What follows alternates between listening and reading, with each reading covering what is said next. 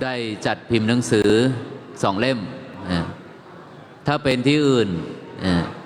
เครื่องสังเคราะห์หรือของที่ระลึกในงานท่านมักจะเป็นถาวรวัตถุหรือเป็นอนุสรณียวัตถุเป็นของที่ระลึกเช่นตู้ประทับบ้างเครื่องทองน้อยบ้างอะไรต่ออะไรบ้างนะแต่ว่าในที่นี้การจัดงานควรจะเป็นไปเพื่อให้ความรู้แก่ประชาชนญาติโยมหรือพระเถระที่มาก็ควรจะได้ความรู้เพราะนั้นเครื่องสังเคราะห์หรือของที่ระลึกในที่นี้ก็ตกลงว่ายกหนังสือกาลานุกรมซึ่งหลวงพ่อเจ้าพระคุณสมเด็จได้เรียบเรียงขึ้นมาเป็นหนังสือซึ่งต่อจากจาริกบุญจารึกธรรมพิมพ์แล้วก็มีญาติโยมช่วยกันหาภาพพระที่เก่งทางด้านศิลปะนำมาจัดเป็นรูปเล่มจะเรียกว่าเป็นหนังสือภาพก็ได้มีเรื่องราวเป็นประวัติศาสตร์พุทธศาสนาเรียกว่าประวัติเรียกว่าพูดถึงอารยธรรมโลกเลยนะเป็นทั้งหนังสือภาพด้วยเหมาะที่จะเป็นเครื่องสังเคราะห์เป็นเครื่องที่ระลึกก็เลยพิมพ์1กาลานุกรมพระพุทธศาสนาในอารยธรรมโลกรจนาโดยพระเดชพระคุณหลวงพ่อเจ้าพระคุณสมเด็จ2หนังสือชื่อพระมงคลธีรคุณศูนย์รวมพุทธบริษัทวัดยานเวศกวันทั้ง2 เล่มพิมพ์ด้วยกระดาษอย่างดีบรรจุในกระเป๋าผ้าท่านไหนที่มาถึงแล้วเดี๋ยวเจ้าหน้าที่จะมอบที่ขั้นหนังสือที่ขั้นหนังสือที่เป็นเหมือนตั๋วนะโยมได้รับที่ขั้นหนังสือแล้วในช่วงบ่ายนี้เจ้าหน้าที่จะตั้งโต๊ะหลังศาลาทยอยกันไปเบิกหนังสือโดยทั่วไปก็คือวางดอกไม้จันทร์เสร็จค่อยเบิกก็ได้โยมเบิกตอนนี้เดี๋ยวพลุงพลังเบิกตอนวางดอกไม้จันทร์เสร็จนะหลวงพ่อวัดแคนนางเลิ้งมาแล้วนะวันนี้ได้รับเกียรติจากโยมซึ่งเป็นพิธีกรรุ่นครูเนี่ยท่านอาจารย์พลอากาศตรีสุรินทร์คุ้มจันทร์ท่านพลตรีเกียงไก่เทพเนมิตรแล้วก็ท่านพระครูประสิทธิสรคุณได้ทำหน้าที่เป็นพิธีกรช่วยกันพระเดชพระคุณพระราชวชิรธรรมสุนทรวัดสุนทรธรรมทานมาถึงแล้วนะ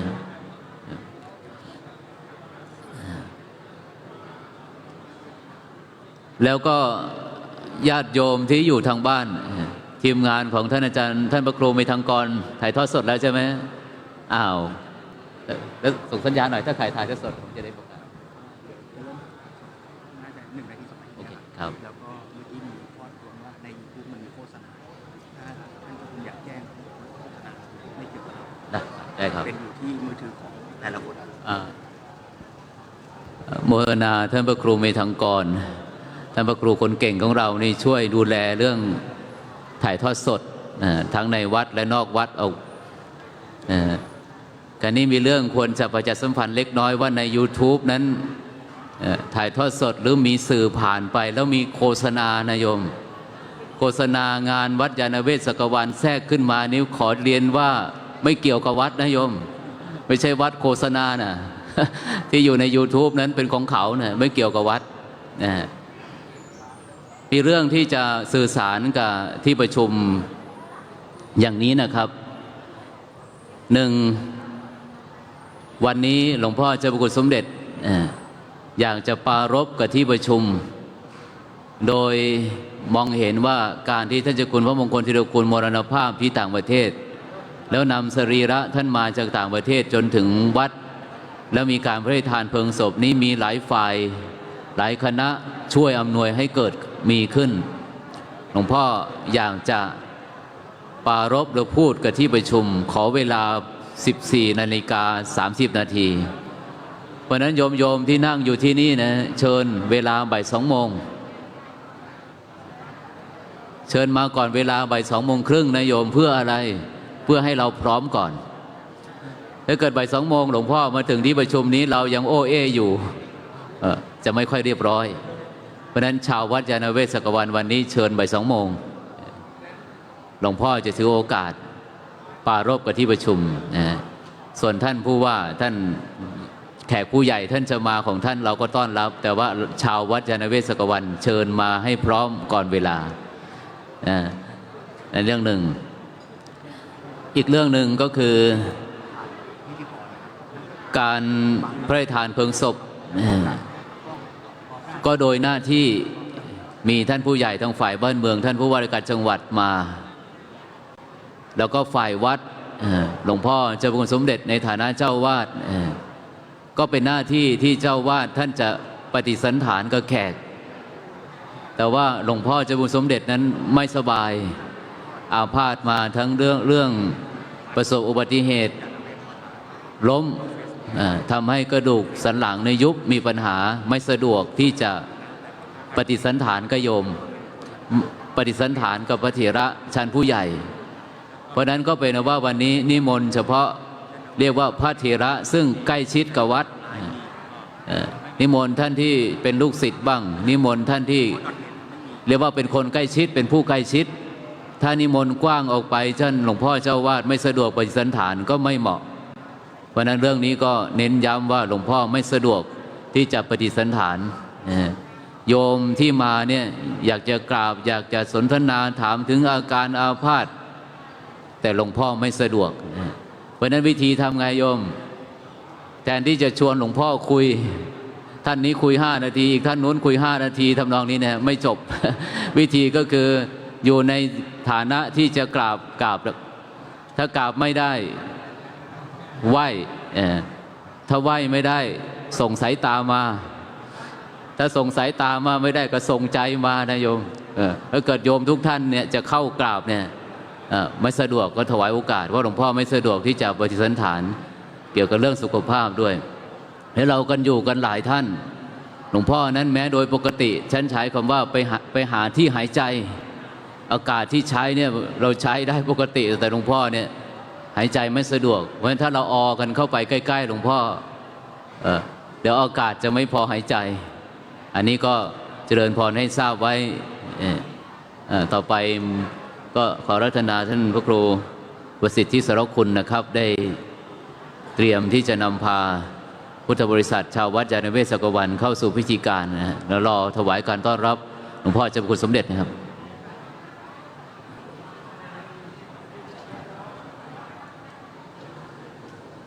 ขอถวายความเคารพแด่พระเถรานุเถระทุกรูปนะครับเจริญพรญาติโยมสาธุชนทุกท่านในวันนี้เป็นวันทำบุญใหญ่เรียกว่าเป็นงานพระราชทานเพลิงแต่ท่านเจ้าคุณพระมงคลธีรคุณอินสรจินตาปัญโยปรริยนธรรม4 ประโยคพุทธศาสตร์ดุษฎีบัณฑิตหรือว่าท่านเจ้าคุณมงคลของพุทธบริษัทวัดยานเวศกวันซึ่งวันนี้นั้นก็ได้รับความเมตตาจากพระเดชพระคุณพระพรหมวชิระเมธีกรรมการมหาเถรสมาคมเจ้าวาดวัดอรุณราชวรารามกรุงเทพมหานครเป็นองค์สงฆ์สมณศักดิ์จำนวน10 รูปที่ได้อาราธนามาในการสวดพระพุทธมนต์ฉันพระทหารเพลในพิธีภาคเช้าวันนี้นะภาคเช้าวันนี้จะมี1 พิธีท่วนด้วยกันนั่นก็คือพิธีเจริญพระพุทธมนต์เช้านี้มีการถวายจตุปัจจัยไทยธรรมและก็การทอดผ้าบังสุกุลพิจารณาผ้าบังสุกุลโดยพระสงฆ์ทรงสมณศักดิ์10 รูปนะครับนั่นก็ได้แก่พระเดชพระคุณพระพรหมวชิระเมธีลำดับที่2พระราชวชิรธรรมสุนทรลำดับที่3ท่านเจ้าคุณพระศรีวชิระเมธีวัดป่าเลไลลำดับที่4ท่านเจ้าคุณพระศรีธีรวงศ์วัดพระประโทนเจดีย์นครปฐมลำดับที่5ท่านเจ้าคุณพระวชิระรัตนาพรวัดอรุณราชวรารามกรุงเทพมหานครลำดับที่6นั้นพระกิติวชิระธาดาวัดราชประคองธรรมนนทบุรีลำดับที่7นั้นพระครูสุธีเจติยานุกูล วัดพระปฐมเจดีย์จังหวัดนครปฐมลำดับที่ 8 ท่านพระครูสิริวุฒิรังสีวัดช่องลมสุพรรณบุรีลำดับที่ 9 ท่านอาจารย์พระครูศรีวิรุณหกิจวัดอมรคีรีกรุงเทพมหานครและลำดับที่ 10 พระประหลัดอิสระธรรมโมวัดน้อยเจริญสุขจังหวัดนครปฐม10 รูปนี้เป็นพระสงฆ์ทรงสมณศักดิ์ที่จะได้โปรดเมตตา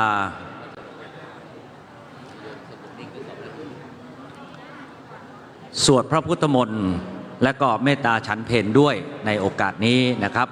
ลำดับนี้ก็ใกล้พิธีที่จะถึงแล้วนะใกล้เวลาที่จะถึงแล้วนะครับและตอนนี้หลวงพ่อเจ้าพระคุณสมเด็จผู้เป็นประธานในพิธีก็กำลังเดินทางมาถึงณยานเวทธรรมศาลาแห่งนี้ก็ขอความเมตตาจากพระเถรานุเถระและก็ขอความร่วมมือจากญาติโยมสาธุชนทุกท่านโปรดจงอยู่ในอาการอันสงบนะฮะถ้าท่านใดที่มีเครื่องมือสื่อสารที่ยังไม่ได้ปิดเสียงก็ขอให้ท่านช่วยปิดเสียงด้วยนะเพื่อความเคารพในสถานที่และความเคารพในพิธีกรรมและก็อย่างที่ท่านเจ้าคุณพระเมธีวชิรกวี ท่านผู้บริหารศาสนการวัดยานเวศกวันได้เรียนให้ท่านได้ทราบไปแล้วว่าถ้าหากจะถวายการเคารพหลวงพ่อนมัสการหลวงพ่อณโอกาสนี้คิดว่าสิ่งที่เหมาะสมที่สุดก็ได้แต่เพียงการยืนและก็ประนมมือนมัสการด้วยอาการอันสงบนะครับขอความร่วมมือเป็นอย่างนี้นะตอนนี้หลวงพ่อสมเด็จผู้เป็นประธานในพิธีก็ได้ลงจากรถแล้วนะขอทุกท่านอยู่ในอาการอันสงบแล้วก็ถ้าท่านถึงยังบริเวณยานเวทธรรมศาลาแห่งนี้ก็ขอให้ทุกท่านได้ลุกยืนถือว่าเป็นการนมัสการทำความเคารพแด่ท่านเจ้าพระคุณสมเด็จผู้เป็นประธานในพิธีในวันนี้นะครับส่วนพระเถรานุเถระก็เช่นเดียวกันนะครับขอโอกาสลุกเพื่อที่จะทำความเคารพท่านผู้เป็นประธานในพิธีในวันนี้เพียงเท่านั้นก็เพียงพอแล้วนะครับ ส่วนการปฏิสันถานนั้นก็คงเป็นไปได้โดยยากนะเพราะว่าทางหมอได้กำชับมาว่าไม่อยากให้หลวงพ่อสมเด็จนั้นได้มีอาการก้มนะเพราะว่าถ้าก้มแล้วก็จะมีปัญหาในเรื่องของกระดูกนั้นญาติโยมที่นั่งลงแล้วกราบเนี่ยก็อาจจะไม่สะดวกต่อท่านที่จะต้องก้มไปหาโยมนะโยมนะโยมอย่าลืมที่อาตมาได้ขอร้องนะโยมนะขอร้องจริงๆเดี๋ยวหลวงพ่อต้องก้มแล้วก็สุขภาพท่านก็ไม่ดีทีนี้ก็ลำบากหมอนะไม่ใช่ลำบากหลวงพ่อนะหลวงพ่อท่านก็อยู่ได้เพราะว่าท่านอยู่อย่างนี้มานานแล้วนะแต่หมอเนี่ยลำบากใจเหลือเกินนะและอีกอย่างหนึ่งก็คือที่ท่านได้แจ้งให้ที่ประชุมได้ทราบว่าในระหว่างการประกอบพิธีท่านอาจจะมีอาการไอบ้างนะฮะก็ขออภัยอย่างที่ประชุมณที่นี้ด้วยอาจจะทำให้เสียบรรยากาศอย่างไรก็ตามก็ขอให้รับรู้ถึงสภาวะการที่เกิดขึ้นและเป็นอยู่นะครับตอนนี้หลวงพ่อเจ้าพระคุณสมเด็จพระพุทธโฆษาจารย์ประธานในพิธีได้เดินมาถึงยังยานเวทธรรมศาลาแล้วขอทุกท่านได้ยืนนมัสการให้ความเคารพถวายความเคารพ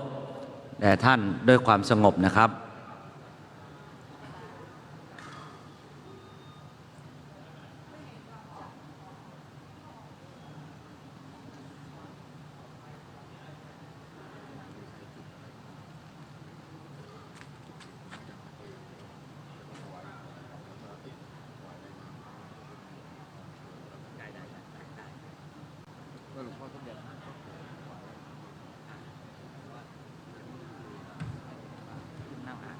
ใช่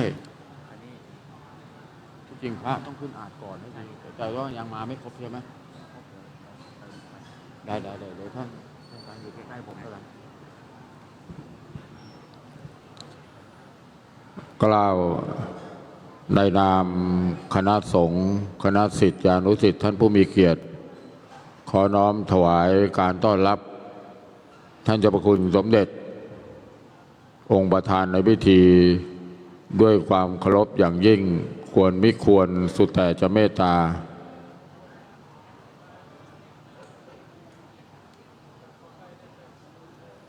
ท่านเป็นพระมหาเถระที่ทรงภูมิรู้ ภูมิธรรมและภูมิฐาน เป็นที่รู้จัก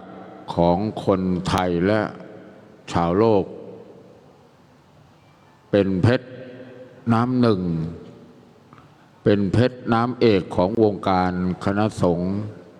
ทั่วสังคมณฑลและญาติโยมที่นิมนต์พระเถระที่ประสงค์จะกราบหลวงพ่อนะครับ พร้อมกันทีเดียวเลยนะเพื่อประหยัดเวลานะครับ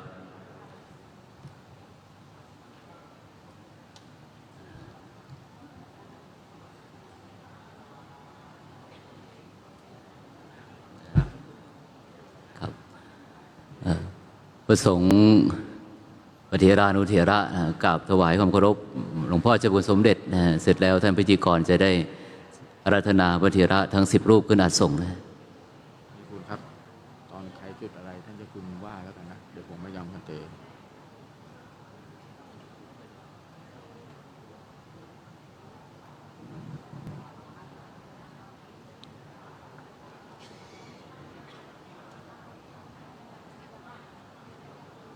พระเดชพระคุณพระพรหมวชระเมธีกรรมการมหาเถรสมาคม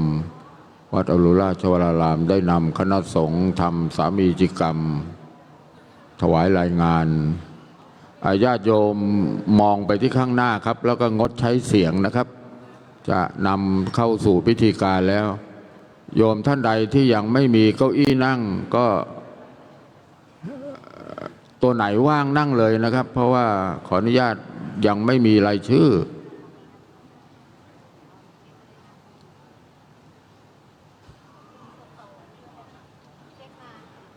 เงียบขลังแล้วก็จะอลังการนะครับขออนุญาตมองไปที่พระพุทธรูปองค์สำคัญพระประธานเป็นเชียงแสนศิลปะสังคติสั้นขัดสมาธิเพชรแล้วเราจะได้พุทธานุสติพุทโธพุทโธไว้นะครับจิตเราก็จะสงบบัดนี้กอบด้วยการสมควรแล้ว9ขอถวายรายนามพระสงฆ์สมณศักดิ์10 รูปขึ้นนั่งอย่างอาสงฆ์ณโอกาสนี้1พระเดชพระคุณท่านเจ้าคุณพระพรหมวชระเมธีรองสมเด็จพระราชาคณะกรรมการมหาเถรสมาคมวัดอรุณราชวราราม2พระราชวชิระธรรมสุนทรวัดสุนทรธรรมทาน3พระศรีทวัฒน์เมธีวัดป่าเลไลสุพรรณบุรี5พระศรีธีรวงศ์วัดพระประโทนเจดีย์นครปฐม5พระวชิระรัตนาพรวัดอรุณราชวราราม6พระกิติวชิระธาดาวัดราชประคองธรรมนนทบุรี7พระครูสุธีเจติยานุกูลวัดพระปฐมเจดีย์8พระครูสิริวุฒิรังสีวัดช่องลมสุพรรณบุรี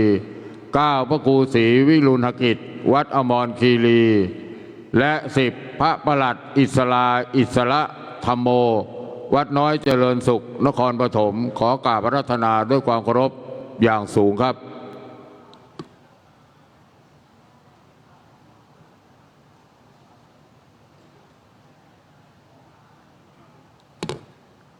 เป็นพระเถระที่สำรับแรกที่จะสวดพระพุทธมนต์และฉันพระทหารเพลเพื่ออุทิศถวายแด่พระเดชพระคุณองค์ผู้ถึงแก่มรณภาพ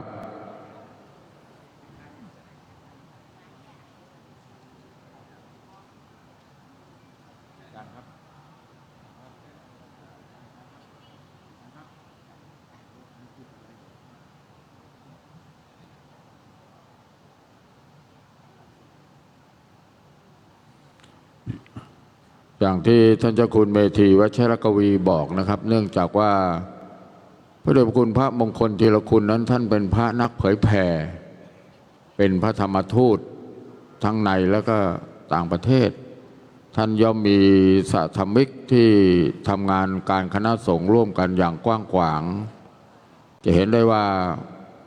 พระเถระเหล่านั้นมาจากทิศทั้งสี่นะในสมัยที่ท่านยังมีชีวิตอยู่ อย่างที่ท่านเจ้าคุณเมธีวชิรกวีบอกโครงการที่ท่านตั้งใจไว้ก็โครงการศาสนทายาทเป็นการปลูกรากแก้วของพุทธศาสนานั่นเอง แต่อย่างไรก็ตามนะครับในความเมตตาธรรมของเจ้าคุณสมเด็จและญาติโยมคณะสงฆ์ก็จะต้องสานต่อ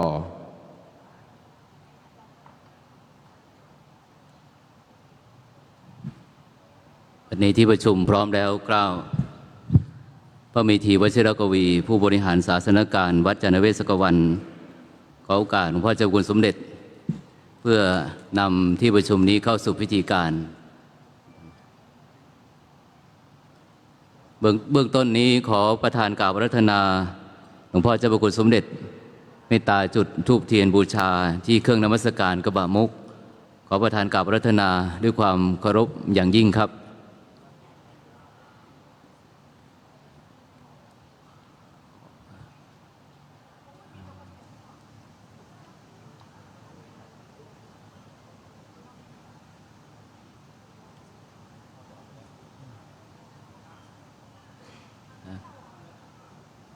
แล้วขอเจริญพรเรียนเชิญค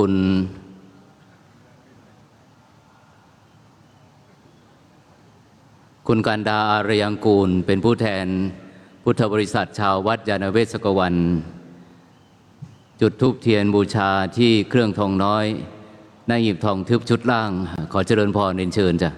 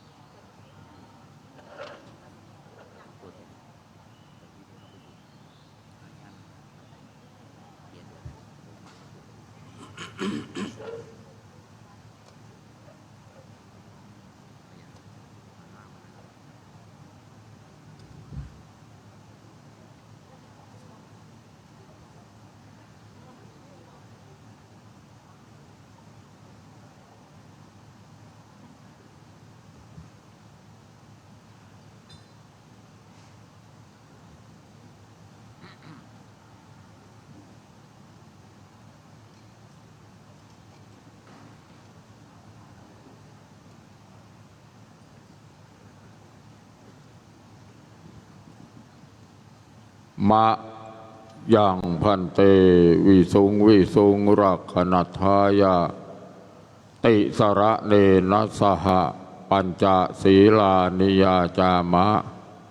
ทุติยมปิมะยังพันเตวิสุงรักขณทายาติสระเนนะสหปัญจศีลานิยาจามะตติยมปิมะยังพันเตวิสุงรักขณทายาติสระเนนะสหปัญจศีลานิยาจามะนะโมตัสสะภะคะวะโตอะระหะโตสัมมาสัมพุทธัสสะนะโมตัสสะภะคะวะโตอะระหะโตสัมมาสัมพุทธัสสะนะโมตัสสะภะคะวะโตอะระหะโตสัมมาสัมพุทธัสสะนะโมตัสสะภะคะวะโตอะระหะโตสัมมาสัมพุทธัสสะนะโมตัสสะภะคะวะโตอะระหะโตสัมมาสัมพุทธัสสะนะโมตัสสะภะคะวะโตอะระหะโตสัมมาสัมพุทธัสสะพุทธังสรณังคัจฉามิพุทธังสรณังคัจฉามิธัมมังสรณังคัจฉามิธัมมังสรณังคัจฉามิสังฆังสรณังคัจฉามิสังฆังสรณังคัจฉามิทุติยัมปิพุทธังสรณังคัจฉามิทุติยัมปิพุทธังสรณังคัจฉามิทุติยัมปิธัมมังสรณังคัจฉามิทุติยัมปิธัม มังสรณังคัจฉามิ ตุติยัมปิสังฆังสรณังคัจฉามิ ทุติยมปีสังฆังสรณังคัจฉามิ ตติยัมปิพุทธังสรณังคัจฉามิ ตติยมปีพุทธังสรณังคัจฉามิ ตติยัมปิธัมมังสรณังคัจฉามิ ตติยมปีธัมมังสรณังคัจฉามิ ตติยัมปิสังฆังสรณังคัจฉามิ ตติยมปีสังฆังสรณังคัจฉามิ ปานาติปาตา เวระมณี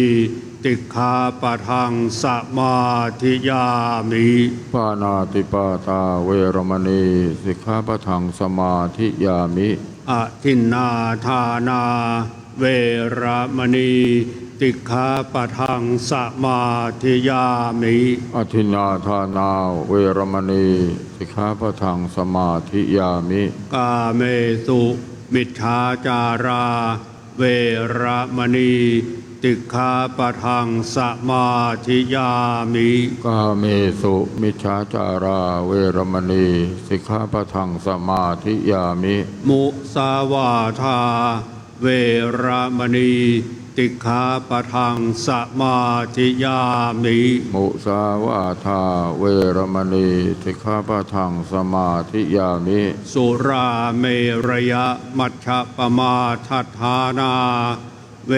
ระมณีติฆาปะทังสมาธิยามิ สุราเมรยะมัชฌะปมาทัฏฐานาเวรมณีสิกขาปะทังสมาธิยามิ อิมานิปัญจสิกขาปทานิสีเลนะสุขติงยันติสีเลนะโภคสัมปทาสีเลนะนิพุติงยันติตัตมาสีลังวิโสทะเย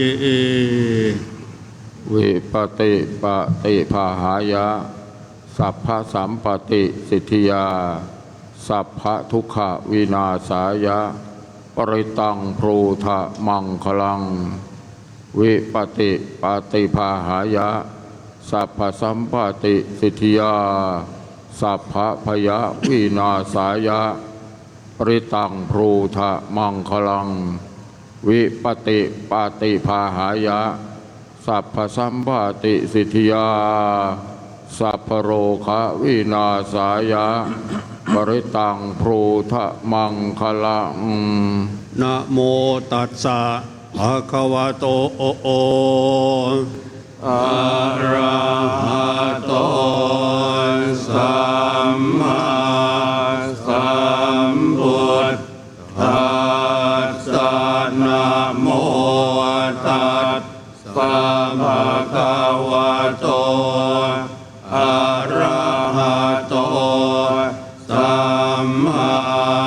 สัมพุทธัสสะนะโมตัส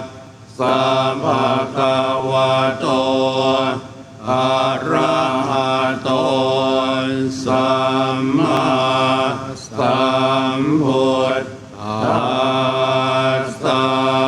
พุทธังสรณังคัจฉา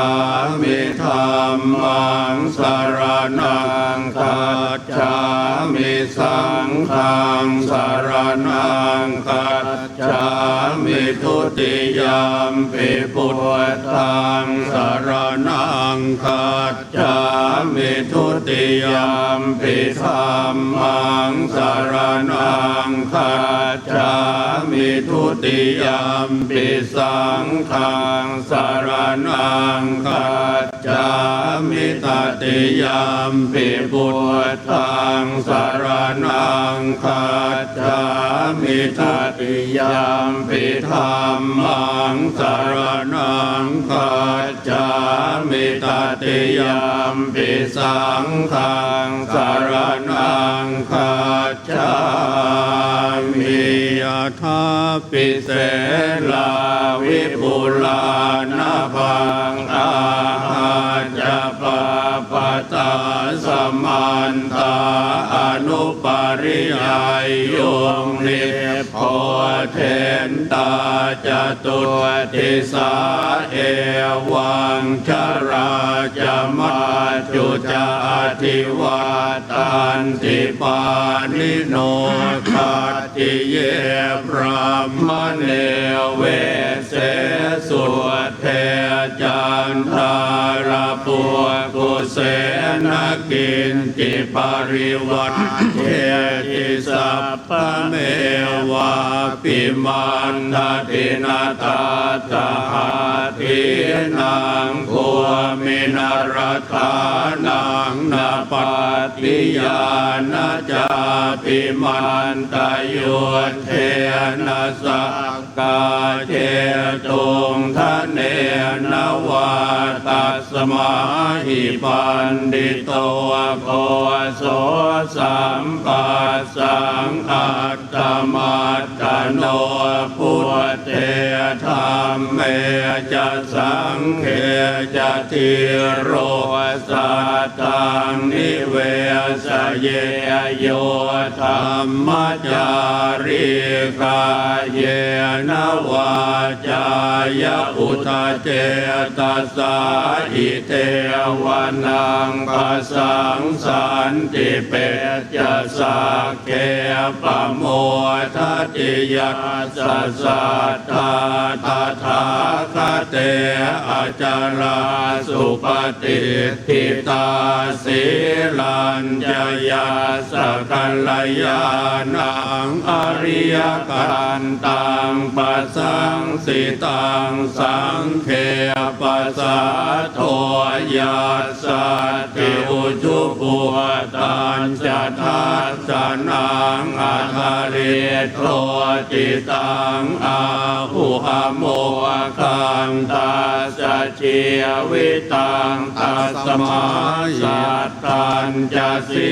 ลัญจะปัสสะทังธรรมทัสสนังอนุยุนเทธเมตาวิสรังพุทธานาสาสนันติ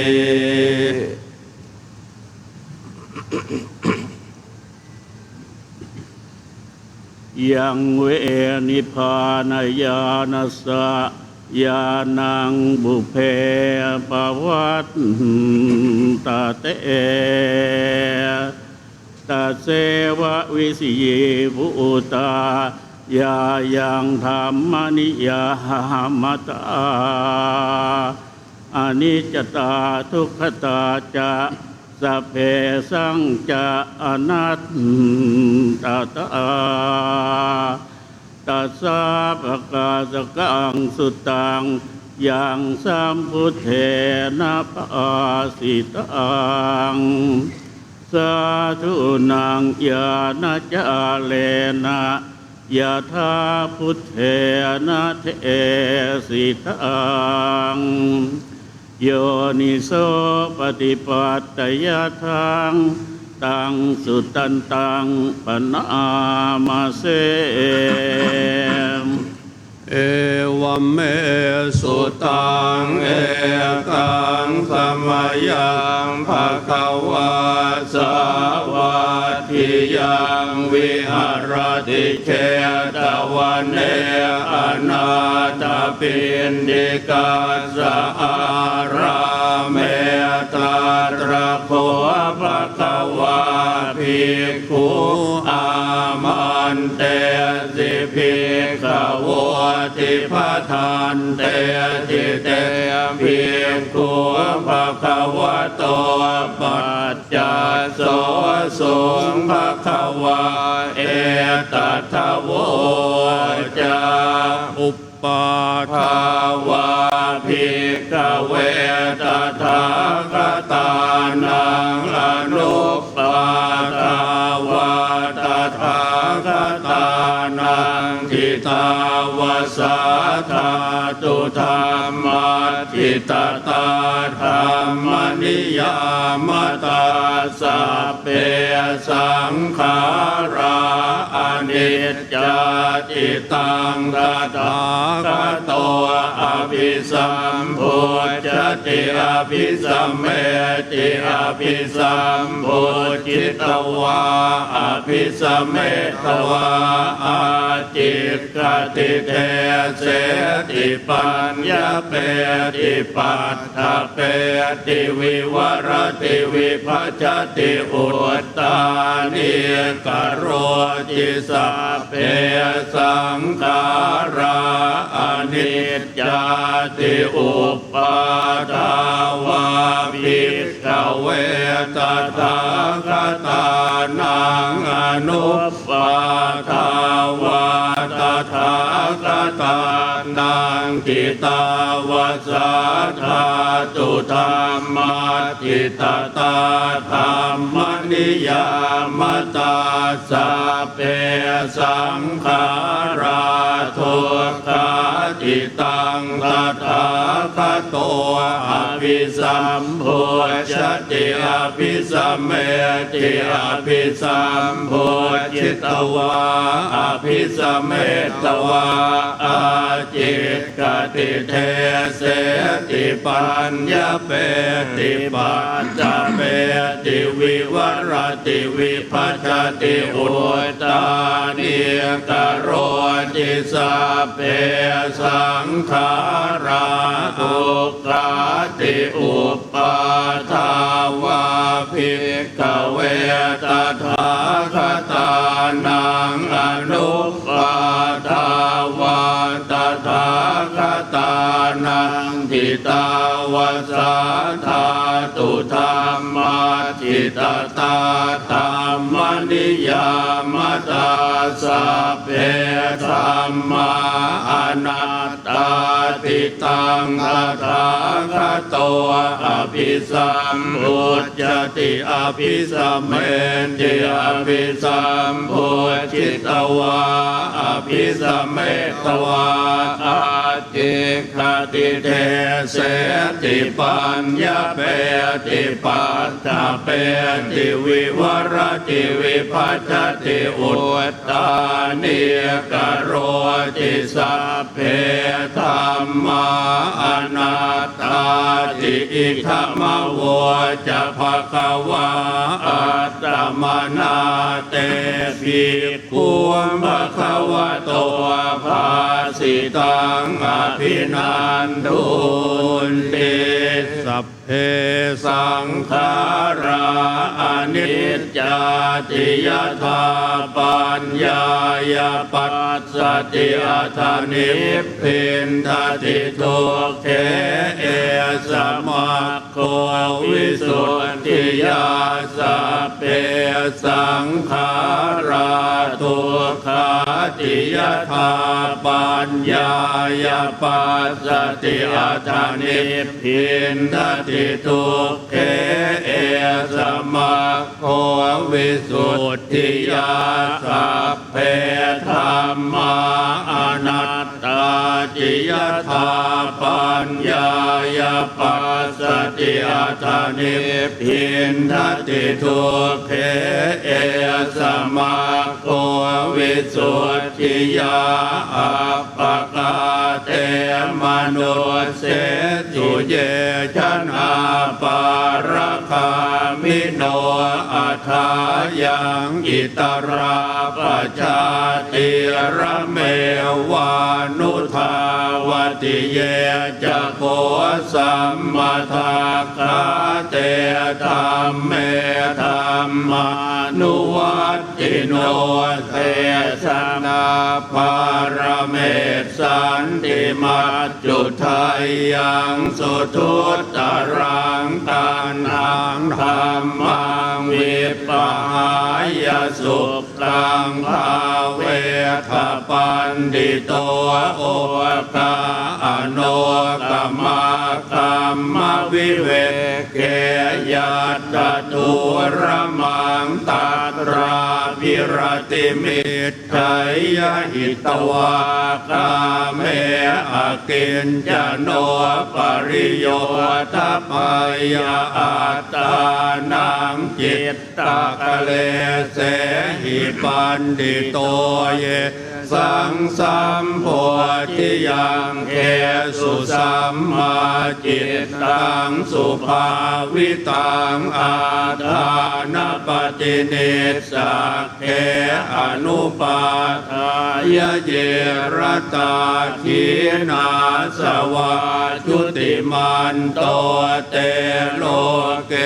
ปรินิพพุตาติยถาหาเวปาตุภวันติธรรมาอาตาปิโนชายโต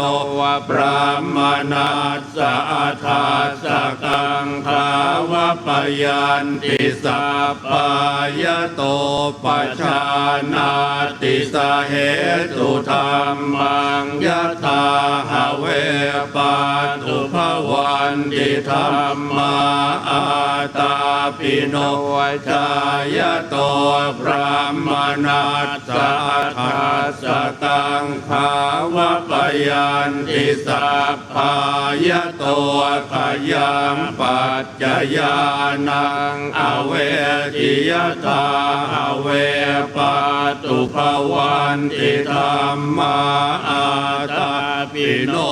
ชายโตพระมนัสสะวิตุ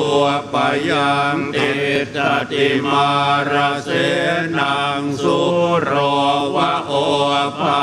สยมัตตริขันติติตังนานวาคามายนาปฏิกังเขอนาคตังยะทะติตัมปะอินันตังอาปัตตัญจะอนาคตังปัจจุปันนันจะโยธัมมังตัตตะตาจวิปัสสติอสังหิรังอสังกุปปังตังวิตตามนุปรวหะเยอัจเจวกิจจมาตาปังโกชัญญามรณังสุเวนะอิโนสังขรันเตนะมหาเสเนนะมัจจุนาเอวังวิหาริมาตาปิงอโหราตมตังทิตังตังเวภัตเทกรัตโตติสันโตอาจิกเตมุนิติติปิโสมะคะวะอะระหังสัมมาสัมพุทโธวิชชาจารณะสัมปันโนสุขโตโลกวิทูอนุตตโรปุริสธรรมสารถิสัทธาเทวมนุษย์สานังพุทโตภควาติสวากาโตภควตาธัมโมสันทิติโกอาการิโกเอหิปัสสิโกโอปนัยิโกปัจจัตตังเวทิตาโพวินโยอิติสุปฏิปันโนภควโตสาวกสังโฆอุชุปฏิปันโนภควโตสาวกสังโฆยายาปฏิปันโนภควโตสาวกสังโฆสามีจิปฏิปันโนภควโตสาวกสังโฆยะทิทางจัตตาริปุริสายุคานิอัตตปุริสปุกขลาเอสะภควโตสาวกสังโฆอาหุนายโยปาหุนายโยทักขินายโยอัญชลีกรณีโยอนุตตรังปุญญเขตังโลกัสสติภ หุงส สั หั ต ส ตมพินิมมิตาสารุทานตังเกรียเมฆรังอุทิตาโครัตเสนามารังทานาทิธรรมวิธินาทิตวามุนินโทตันเตจะสาภวตุเตจะยมังคลานิมาราติเรกมปิโยติตาสาปรัตติงโครัมปนาระวะกรรมกรรมทัตตยาขังขันเตสุทันตวิธินาทิตวามุนินโทตันเตจะสาภวตุเตจะยมังคลานินาลากิริงขจวรังอติมาตตปัวตังทาวากิจักกรรมสเนียวสุธารุนันตังเมตตามบุเสกวิธินาชิตวามุนินโทตันเตจะสาภวตุเตชยมังคลานิอุคิตขากรรมติหัสสสุธารุนันตังทาวันติโยชนะปะทังคุลิมาลวันตังเกียรติปิสังคตมโนจิตตวามุนินโทตันเตจะสาภวตุเตชยมังคลานิกัตตวานกัตตมุทรังอิวะคาปินิยาจินจายทุตวัจนังชนะกายมัจเจสันเตนะโสมวิธินาชิตวามุนินโทตันเตจะสาภวตุเตชยมังคลานิสัจจังวิหายมติสัจจกวาทะเกตุงวาทาพิโรปิตมนังอติอันตภูตังปัญญาปฏิปัจฉลิโตชิตวามุนินโทตันเตจะสาภวตุเตชยมังคลานินันโทปนันตพุทธคังวิพุทธังมหิทธิงปุตเตนะเทระพุทธเกนะธรรมาปยันโตอิทธุปเทสวิธินาชิตวามุนินโทตันเตจะสาภวตุเตชยมังคลานิทุกขาหาทิตติพุทธเกนะสุทัสสหัตถังพระมังวิสุทธิชุติเวียพิภคาพิธานังญาณาคเทนะวิธินาชิตวามุนินโทตันเตกัสสาภวตุเตชยมังคลานิเอตาปิพุทธชยมังคลาอัตตคาทายโยวาจโนทินาทิเนสรเตมตันเตียหิตวานะเนกวิวิธานิจุปัตตวานิโมกขังสุขังอธิกมัยยนะโรสปัญโยวตุสัพพมังคลังรักขันตุสัพพเทวตาสัพพพุทธานุภาเวนัสสทาโสทิภวันตุเตภวตุสัพพมังคลังรักขันตุสัพพเทวตาสัพพธรรมานุภาเวนัสสทาโสทิภวันตุเตภวตุสัพพมังคลังรักขันตุสัพพเทวตาสัพพสังฆานุภาเวนัสสทาโสทิภว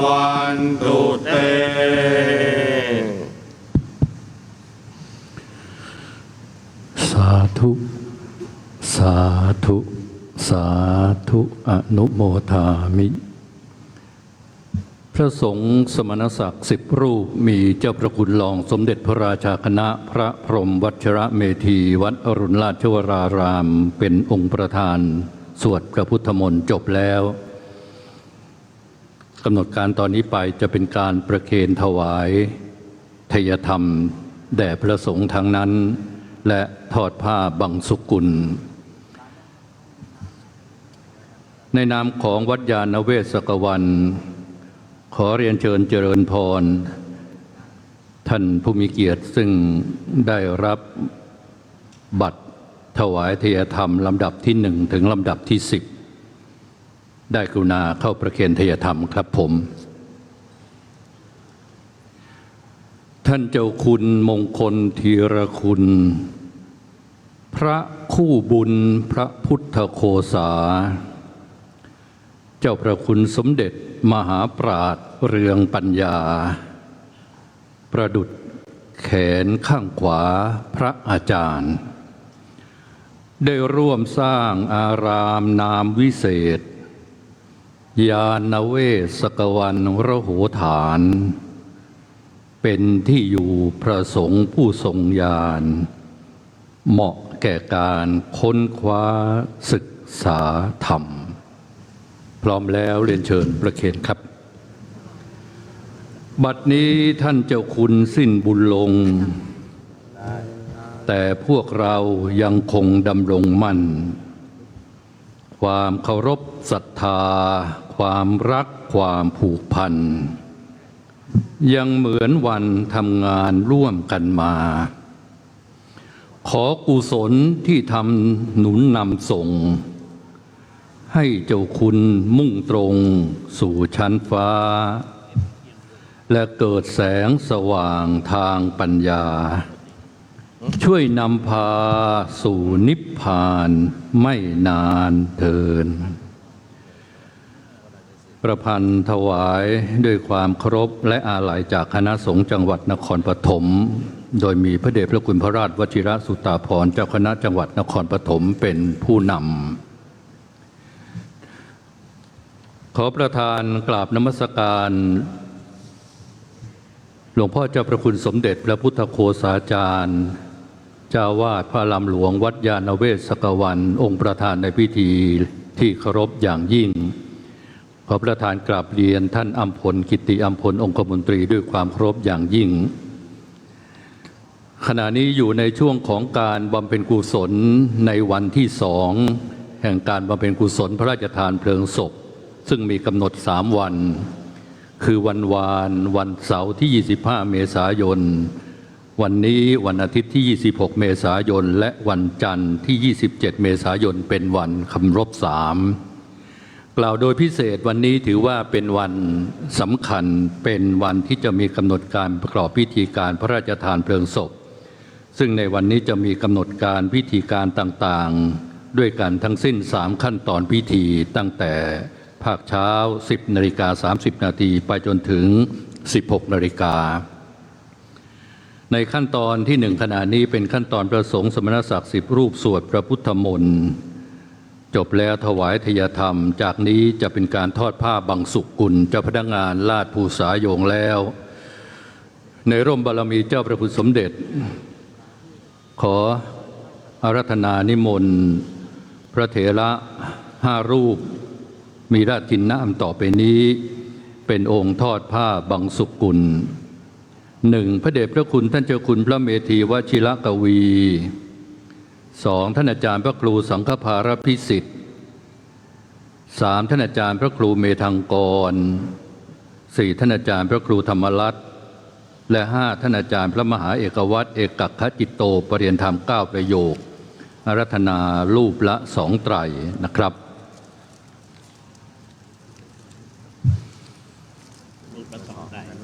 เป็นที่ทราบในหมู่คณะสงฆ์และศิษย์วัดยาณเวศกวันแล้วนะครับดังปรากฏในอุทิศนาปรารภในเจ้าพระคุณสมเด็จปรารภเหตุการณ์เมื่อต้นปีพุทธศักราช 2567 ท่านเจ้าคุณพระมงคลธีรคุณรองเจ้าวาดวัดยาณเวศกวัน ได้เดินทางไปประเทศอินเดียแสดงธรรมนำคณะพุทธบริษัทจาริกนมัสการพุทธสังเวชนียสถานจนจบรายการในเวลาเช้าวันสุดท้ายก่อนที่จะเดินทางกลับประเทศไทยท่านได้มีอาการโรคปัจจุบันได้ถึงแก่มรณภาพที่พุทธคยา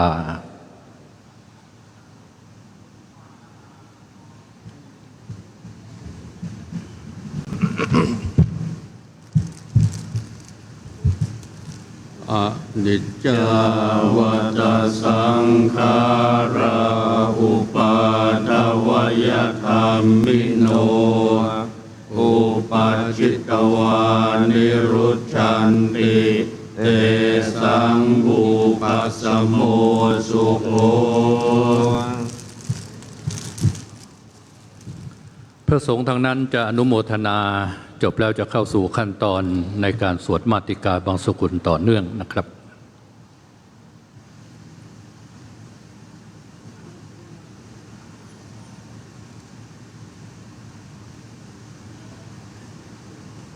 ยะถาวาริวหาปูราปริปูเรนติสากรังเอวะเมวะอิโตทินังเปตานังอุปกัปปติอิชิตังปัฏฐิตังตุมหังคิปะเมวะตมิจฉตุสัพเพปูเรนตุสังกปาจันโทปนรโสยะถามณิโชติรโสยะถาอิติโยวิวัชชันตุสัพพะโรโควินาศตุมาเตภวัตวันตรายโยสุขีทีขายุโกภวสัพพิติโยวิวัชชันตุสัพพะโรโควินาศตุมาเตภวัตวันตรายโยสุขีทีขายุโกภวสัพพิติโยวิวัชชันตุสัพพะโรโค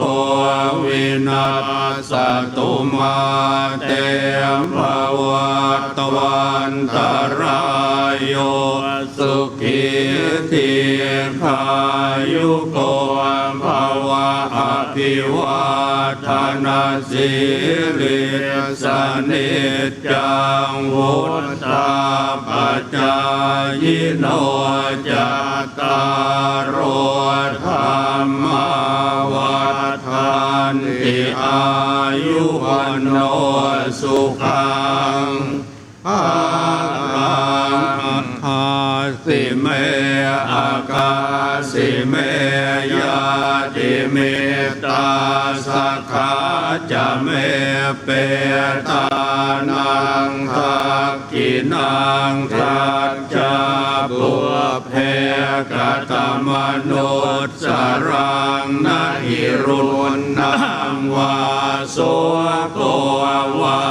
ยาวันยาปริเทวนานาตังเปตานามัตถายะเอวังติทันติยาจโยอายัญจะโพธากินาทินนาสังฆามิสุปฏิทิตาเทียครัตตังหิตายาสถานาโสอุปการปฏิโสยาติธรรมโมจะอายังนิทัสสิโตเปตานปุชาจักตาอุลาราภรัญจะภิกขุนามานุปทินังตุมเหหิปุญญังปัสสุตังอนัปปการติภวตุสัพพมังคลังนาคัน นตุสัพพเทวตาสัพพพุทธานุภาเวนัสสัทธาโสทิภวันตุเตภวตุสัพพมังคลังราคันตุสัพพเทวตาสัพพธรรมานุภาเวนัสสัทธาโสทิภวันตุเตภวตุสัพพมังคลังราคันตุสัพพเทวตาสัพพสังฆานุภาเวนัสสัทธาโสทิภวันตุเต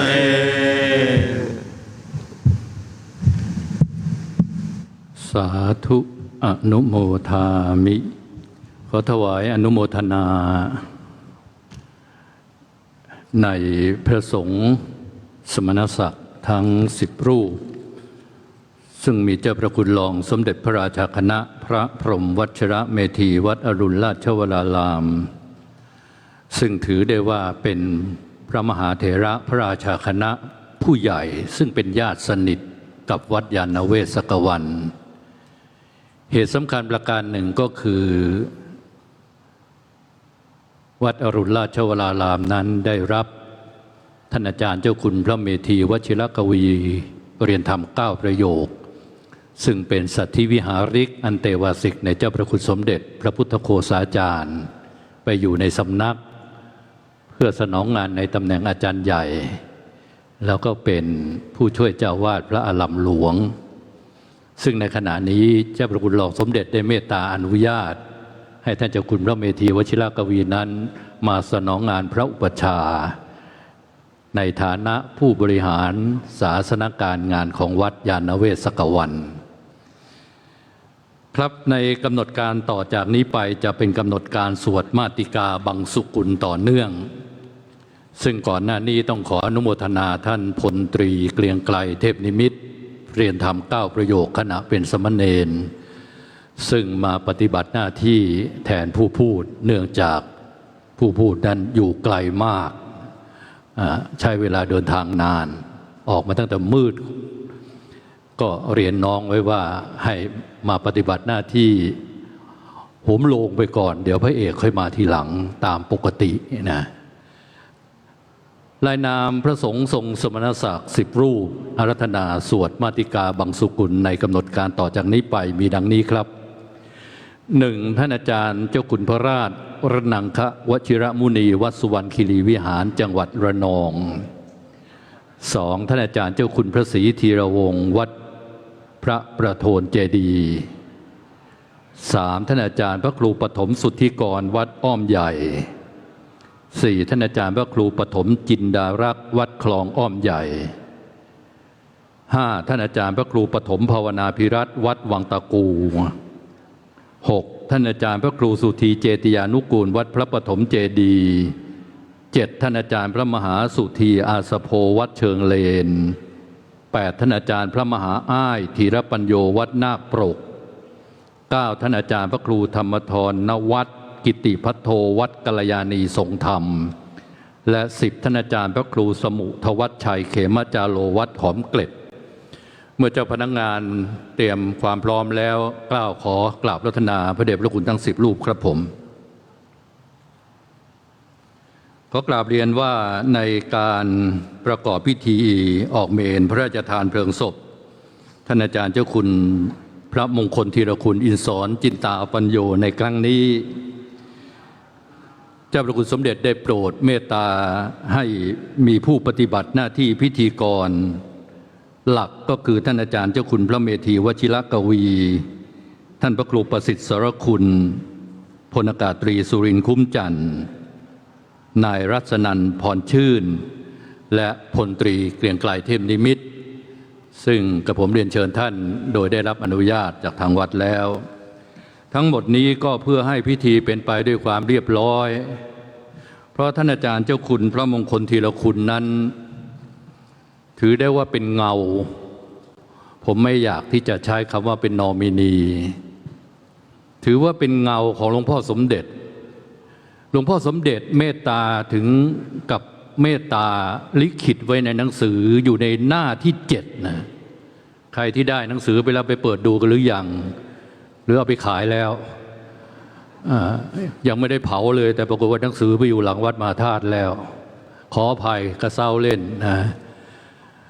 ท่านอาจารย์เจ้าคุณสมเด็จบอกว่าให้ความสำคัญกับงานศพท่านเจ้าคุณมงคลธีรคุณนี้ให้เสมือนหนึ่งเป็นงานของเจ้าอาวาสขอประทานโทษท่านพูดถึงขนาดว่าเป็นงานศพเจ้าอาวาสซึ่งกับผมได้รับทราบแล้วก็ปีติในความเมตตาอันหาที่สุดมิได้ของเจ้าพระคุณสมเด็จนั้นซึ่งให้ความสำคัญกับท่านอาจารย์เจ้าคุณพระมงคลธีรคุณมากญาติโยมทั้งหลายก็เช่นกันโดยเฉพาะคณะที่ติดตามท่านอาจารย์เจ้าคุณไปจาริกบุญจาริกธรรมซึ่งหลวงพ่อเจ้าพระคุณสมเด็จได้เมตตาปราลบธรรมว่ามรณะที่ไหนเมื่อใดรู้ไม่ได้แต่ข้อสำคัญอยู่ที่ว่าได้จากไปเมื่อใจอยู่กับการทำความดีนะครับนี่ก็เป็นธรรมกถาเรียกว่าสังเวชธรรมกถาธรรมกถาที่กระตุ้นให้ท่านทั้งหลายได้เจริญธรรมบัดนี้พร้อมแล้วนะครับพระสงฆ์ทั้งนั้นที่จะได้สวดมาติกาบังสุกุลพร้อมแล้วจะได้เข้าสู่กำหนดการในขณะนี้นะครับ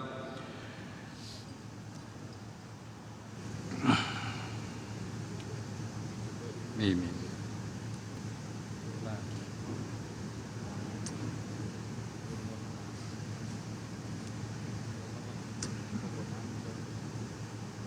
เมธีวชิระก็มีจุดเดิมครับในกำหนดการนี้ในร่มบารมีเจ้าพระคุณสมเด็จเจ้าวาดขอกราบรัตนานิมนต์ท่านอาจารย์เจ้าคุณพระเมธีวชิรกวี ผู้บริหารศาสนการวัดยานเวศกวันซึ่งได้รับเมตตาจากเจ้าพระคุณสมเด็จเจ้าวาดให้เป็นผู้ปฏิบัติหน้าที่จุดธูปเทียนที่เครื่องทองน้อยหน้าหีบทองทึบชุดล่างเมื่อวานนี้มีผู้ถามผมว่าทำไมเครื่องทองน้อยหน้าหีบศพจึงจัด2 ชุดผมก็ยังไม่ตอบนะวันนี้ก็ยังไม่ได้ตอบอีกเหมือนกันนะเดี๋ยวมีเวลาจะเล่าให้ฟัง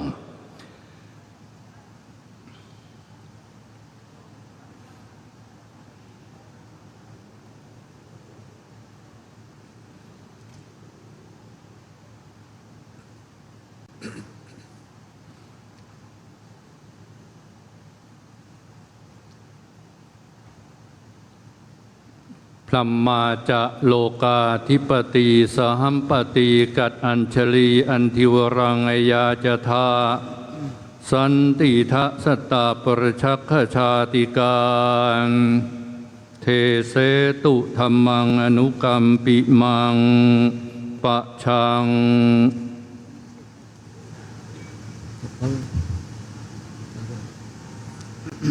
นะโมตัสสะภะคะวะโตอะระหะโตสัมมาสัมพุทธัสสะนะโมตัสสะภะคะวะโตอะระหะโตสัมมาสัมพุทธัสสะนะโมตัสสะภะคะวะโตอะระหะโตสัมมาสัมพุทธัสสะกุศลธรรมะอกุศลธรรมะอุปยากตธรรมะสุขายเวทนายสัมปยุตตธรรมะทุกขายเวทนายสัมปยุตตธรรมะอทุกขมสุขายเวทนายสัมปยุตตธรรมะวิปากธรรมะวิปากธรรมะธรรมะเนววิปาก นวิปากธรรมธรรมาอุปาทินุปาทานิยธรรมาอนุปาทินุปาทานิยธรรมาอนุปาทินานุปาทานิยธรรมาสังกิเลสสังกิเลสิกขาธรรมาสังกิเลสสังกิเลสิกขาธรรมาสังกิเลสสังกิเลสิกขาธรรมาสวิตากสวิจาราธรรมาอวิตากวิจารมัตตาธรรมาอวิตากวิจาราธรรมาปิติสหคตาธรรมาสุขสหคตาธรรมาอุเบกขาสหคตาธรรมาทัสสะเนนะปะหาตาปะธรรมาภาวนายปะหาตาปะธรรมาเนวตัสสะเนนะนะภาวนายปะหาตาปะธรรมาทัสสะเนนะปะหาตาปะเหตุกะธรรมาภาวนายปะหาตาปะเหตุกะธรรมาเนวตัสสะเนนะนะภาวนายปะหาตาปะเหตุกะธรรมาอาจยคามิโนธรรมาอัปปัจจยคามิโนธรรมาเนวาจยคามิโนนาปัจจยคามิโนธรรมาเสกาธรรมาเสกาธรรมาเนวเสกานาเสกาธรรมาปริตาธรรมามหาคตาธรรมาอัปปมานาธรรมาปริตารัมมนาธรรมามหาคตารัมมนาธรรมาอัปปมานารัมมนาธรรมาเทนาธรรมามัชฌิมาธรรมาปณิตาธรรมาเมชฌาตนิยตาธรรมาสัมมาตนิยตาธรรมาอนิยตาธรรมามัคคารัมมนาธรรมามัคคเห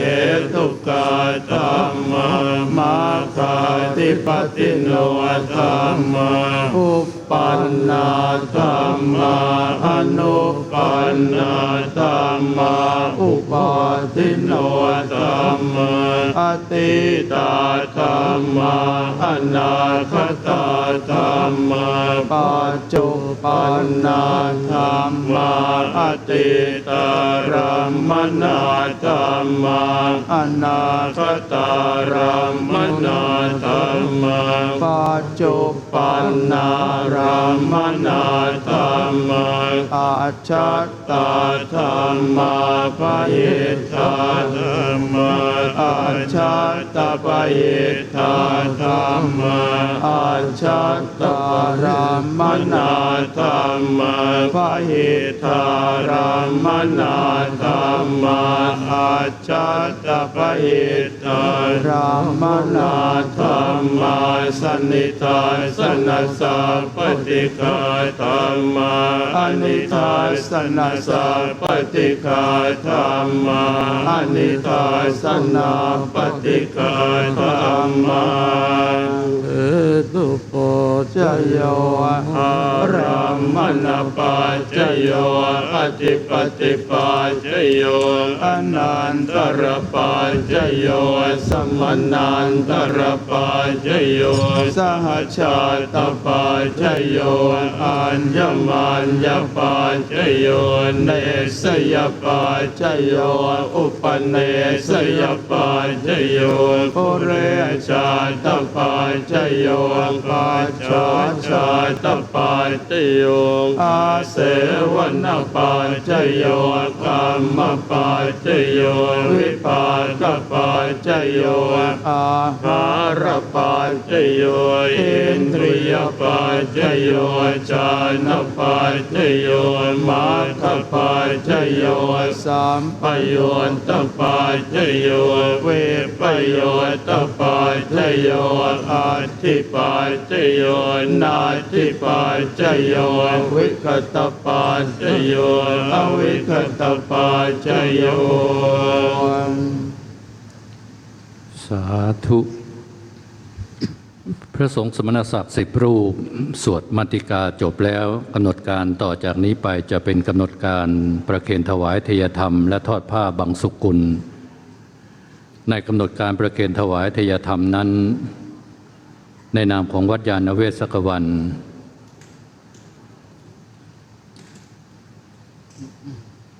ขอเจริญพรเรียนเชิญคุณโยมผู้ได้รับบัตรประเคนหมายเลขถวายเทยธรรมลำดับที่1ถึงลำดับที่10นะครับ ประเคนเทยธรรมในกำหนดการนี้ครับ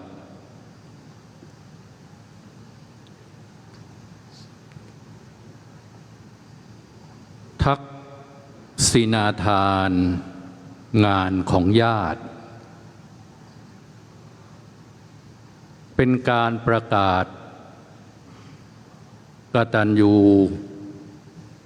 บูชา ซึ่งเราทั้งหลายได้มาพร้อมกันในวันนี้ เพื่อทำหน้าที่ของญาติและมาประกาศการบูชา ทั้งในฐานะท่านอาจารย์เจ้าคุณนั้นเป็นพระสงฆ์ผู้เป็นศาสนทายาทสืบพระศาสนา เป็นรองเจ้าวาดวัดยานเวศกวันพระอารามหลวง ซึ่งเจ้าพระคุณสมเด็จเจ้าวาดยกย่องว่าเป็นเสาหลัก และในการจัดงานนี้ให้ความสำคัญประหนึ่งว่าเป็นงานของเจ้าพระคุณผู้เป็นเจ้าวาดเอง เพราะฉะนั้นจึงถือได้ว่าเราทั้งหลายกล่าวโดยเฉพาะสิทธิ์ที่ติดตามไปประเทศอินเดีย มีท่านหนึ่งเขียนคำอาลัยเป็นคำกลอนว่า ตอนที่ไปอินเดียแรกมานั้นท่านเจ้าคุณเดินนำหน้านำสิทธิ์มาตามรอยองค์พระทรงศรีเหล่าญาติโยมเดินตามหลังฟังวาทีมุ่งไปที่ศรีโพใหญ่ใจตื้นตันแต่ตอนกลับกลายเป็นสิทธิ์นำร่างครูไร้ชีวิตสิทธิ์โศกสันน้ำตาหลั่งรินไหลใจจาบันไม่มีแล้วล่มโพขวัญท่านเจ้าคุณอย่างไรก็ตามเจ้าพระคุณสมเด็จอาจารย์ได้เมตตาปรารภธรรมเป็นสังเวคธรรมกถาว่าจะมรณะที่ไหนเมื่อใดรู้ไม่ได้แต่ข้อสำคัญอยู่ที่ว่าได้จากไปเมื่อใจอยู่กับการทำความดีหรืออาจจะอนุโลมเข้ากับพุทธศาสนสุภาษิตว่าจิตเตอสังกิริเถสุขติปาติกังขาเมื่อจิตผ่องใสดับลงสุขติเป็นอันหวังได้จากนี้จะเป็นการทอดผ้าไตรบังสุกุลในการนี้อารัธนาสัตธิวิหาริกท่านอาจารย์เจ้าคุณพระมงคลธีรคุณ5 รูปทอดผ้าไตรกอบด้วย 1. พระมหานพคุณานันโท 2. พระมหาปพลทีลังสิภาโส 3. พระยงยุทธคุณังกโร 4. พระนิคมมหาปัญโยและ 5. พระภูดิตญาณปสุโตอารัธนาครับรูปละ2 ไตรท่านอาจารย์เจ้าคุณพระมงคลธีรคุณเป็นพระเถระ ซึ่งถือได้ว่าเป็นพระที่มีบุญและพระผู้มีคุณมีบุญและมีคุณทั้งในส่วนองค์เจ้าพระคุณสมเด็จเจ้าอาวาสทั้งในส่วนวัดยานเวศสกวันพระอารามหลวงและพระพุทธศาสนาที่สำคัญก็คือกับญาติโยมทุกคนเป็นเสมือนหนึ่งเป็นผู้ถ่ายทอดบารมีธรรมของเจ้าพระคุณสมเด็จอาจารย์เจ้าอาวาสนั้นสู่ญาติโยมทั้งปากคนและปากกา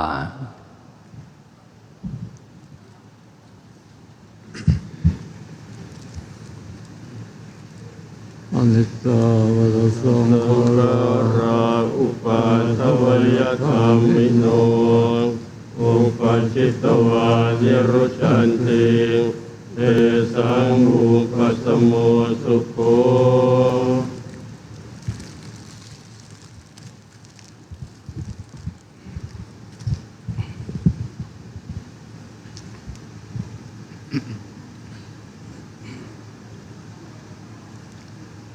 ยะถาวะริวหาปุราปริปุเรนติสาคลังเอวะเมวะอิโตทินังเปตานังอุปกัปปติอิทิตังเบสังตุมหังคิปะเมวะจะมิสโตสัพเพปุเรนตุสังฆปาจันโทปนะโสยะถามณิโชติระโสยะถาสัพพิติโยวิวัจจันตุสัพพะโรโควินาศตุมาเตภวัตวันตรายโยสุขิเทโยโกภวสัพเพโยวิวัจจันตุสัพพะโรโควินาศตุมาเตภวัตวันตรายโยสุขิเทกายโยโกภวสัพเพติโยวิวัจจันตุสัพพะโรโควินาศตุมาเตภวันตรายโยสุขิเทกายโยโกภวะอภิวาทนาสิเลสเนจังวุฒาปัจจายโนจัตตารโอธรรมาวัฏันติอายุวันโนสุขังภาลังอัตถาสิเมอากาสิเมยานทิเมตาตถาจะเมเปตานังทากินังนาชาโอเพกตมโนสรายนาโรนังวาโสโกวายาวันยาปริเทวนานาตังเปตานมาตายาเอวันเตทานติยาตโยอายันตโคตาคินาทินาสังฆามิสุปเตติตาทิกราตังหิตายาสถานโสอุปกาปฏิโสยาติธรรมโมจายานิทาสิโตเปตานภูจาจักตาอุรารามัลลานจะเพกุนมโนปเทนังตุมเหหิปุญญังปัสสุตังอนาภกันติโอตุสัพพมังคลังราคันตุสัพพเทวตาสัพพพุทธานุภาเวนัสสทาโสทิภวันตุเตภวตุสัพพมังคลังราคันตุสัพพเทวตาสัพพธรรมานุภาเวนัสสทาโสทิภวันตุเตภวตุสัพพมังคลังราคันตุสัพพเทวตาสัพพ สังฆานุภาเวนัสสะสวัสดีภาวันตุเต เสร็จพิธีบำเพ็ญกุศลสวดพระพุทธมนต์และสวดมาติกาบังสุกุลอันเป็นกำหนดการในภาคเช้าเรียนเชิญทุกท่านกราบพระรัตนตรัยเป็นคำรบต้นนะครับก่อนที่จะไปเข้าสู่พิธีการในภาคบ่ายนะครับอะระหังสัมมาสัมพุทโธภควาพุทธังภควันตังอภิวาเทมิสวากขาโตภควตาธัมโมธัมมังนัมสสามิสุปฏิปันโนภควโตสาวกสังโฆสังฆังนะมามิกำหนดการนี้อารัธนาท่านอาจารย์เจ้าคุณพระเมธีวชิรกวีนะครับได้ปฏิบัติหน้าที่ครับกับขอบพระคุณท่านพระมหาเถระทั้ง10รูปที่สวดมาติกานะครับนิมนต์ลงอัดสงฆ์ได้ครับหลวงพ่อเจ้าพระคุณสมเด็จปารภกับทางคณะผู้ทำงานว่าอยากจะพูดกับที่ประชุมในช่วงเวลาบ่าย2:30ก็เลยถือโอกาสว่าถวายหลวงพ่อให้ได้มีเวลาได้พักสักนิดเมื่อสักครู่เลยขออนุญาตย้ายมาติกาหลังเพลขึ้นมาประกอบพิธีให้เสร็จซะเลยวันนั้นช่วงเที่ยงที่จะมีมาติกานั้นก็เป็นอันว่าไม่มีโยมเชิญโยมมาเจอกันที่นี่เวลา 14 นาฬิกาเรื่องที่1เรื่องที่2เชิญพนักงานขับรถของพระเถระทุกรูปที่สวดมาติกาสวดพระพุทธมนต์ติดต่อคณะวิยาวัจกรเพื่อรับกัปปิยพันธ์ถวายที่ถวายพระเดชพระคุณนั้นเป็นปวารณาบัตรนะครับขอให้ที่ติดต่อพนักงานขับรถและวิยาวัจกรวัดเรื่องที่3การฉันภัตตาหารเพลเดี๋ยวท่านพระครูประสิทธิ์สรคุณจะเรียนถวายหลวงพ่อเจ้าคุณสมเด็จจะถือโอกาสออกจากที่ประชุมนี้เพื่อกลับไปฉันภัตตาหารเพลที่กุฏิวันนั้นถือโอกาสน้อมส่งหลวงพ่อเจ้าคุณสมเด็จแล้วก็พวกเราก็นิมนต์พระมหาเถระฉันเชิญโยมรับประทานอาหารขอเน้นว่าโยมไม่ต้องเอานำกระเป๋าจองเก้าอี้ไว้นะโยมไม่ต้องวางรองเท้าไว้เพราะเจ้าหน้าที่เขาจะเคลียร์แล้วเก้าอี้ทั้งหมดโยมไม่ต้องวางไว้เพราะกระเป๋าโยมถ้าเกิดวางไว้เจ้าหน้าที่เขาจะขนไปที่ห้องเก็บของนะไม่ต้องแล้วก็พอเสร็จเพลจะปิดประตูเชิญเฉพาะท่านที่มีบัตรเชิญพอจ้ะนี่หมดขอบคุณท่านเจ้าคุณพระเมธีวชิรกวีนะครับตอนนี้ขอโอกาสให้กับหลวงพ่อเจ้าคุณสมเด็จนะครับได้กลับไปยังกุฏิเพื่อที่จะฉันเพลนะครับญาติโยมทุกท่านอย่างที่ท่านเจ้าคุณได้แจ้งไปแล้วว่าไม่ต้องจองเก้าอี้นะโยมนะเดี๋ยวเราจะรีเซ็ตใหม่นะรีเซ็ตระบบใหม่เพื่อที่จะให้ท่านที่ร่วมพิธีจริงๆเพราะว่าพิธีภาคบ่ายเนี่ยหลังจากที่หลวงพ่อเจ้าคุณสมเด็จปารภทำไปแล้วเนี่ยจะเป็นพิธีพระราชทานเพลิงศพซึ่งนั่นจะเป็นกรณีของพระบาทสมเด็จพระเจ้าอยู่หัวซึ่งเป็นพระเกียรติของพระบาทสมเด็จพระเจ้าอยู่หัวสำนักงานพระราชพิธีเขาจะมาจัดเองเพราะฉะนั้นจึงขอโอกาสและขอแจ้งให้ทุกท่านได้ทราบว่าไม่ใช่ว่าจะเป็นการแบ่งชนชั้นอย่างใดแต่ว่าเพื่อให้ถูกต้องกับการจัดลักษณะพิธีอย่างเช้าวันนี้เนี่ยเป็นการกึ่งทางการแต่ช่วงบ่ายเนี่ยจะเป็นพิธีการโดยล้วน 100% เพราะนั้นญาติโยมที่ไม่ได้มีริบบิ้นหรือว่ามีบัตรที่เข้าอยู่ยังสถานที่แห่งนี้ก็เชิญท่านตามอัธยาศัยนะโยมนะสำหรับพระธิรานุเถระนะครับกราบถวายอย่างนี้นะครับทั้งหมดที่เป็นพระอาคันตุกะแจ้งพระวัดยานเวศกวันก่อนนะครับว่าทั้งหมดที่เป็นพระอาคันตุกะไม่ว่าจะเป็นพระผู้ติดตามหรือว่าพระที่ได้รับอาราธนามานิมนต์ฉันที่ยานเวศธรรมสมุทรนะครับศาลาแห่งนี้ก็อยู่ที่ตรงริมน้ำเป็นหอสมุดที่เก็บธรรมนิพนธ์ของหลวงพ่อเจ้าคุณสมเด็จไว้ทุกเล่มทุกเรื่องแล้วก็นอกนั้นยังมีพระไตรปิฎกอะไรแต่ตอนนี้ก็ได้ขออนุญาตใช้พื้นที่เพื่อการปฏิบัติหน้าที่ในงานนี้โดยเฉพาะนะครับเพราะนั้นศาลายานเวศธรรมสมุทรแห่งนั้นก็จะเป็นที่ฉันภัตตาหารเพล